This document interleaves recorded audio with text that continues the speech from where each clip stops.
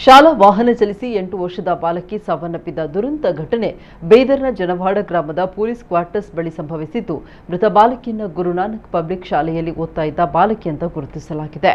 ಗುರುನಾನಕ್ ಶಾಲೆಯ ಬಸ್ಸಿನಿಂದ ಚಾಲಕ ಇದೇ ಬಾಲಕಿ ಸೇರಿ ಮೂವರನ್ನ ಕೆಳಗಿಳಿಸಿದ್ದ.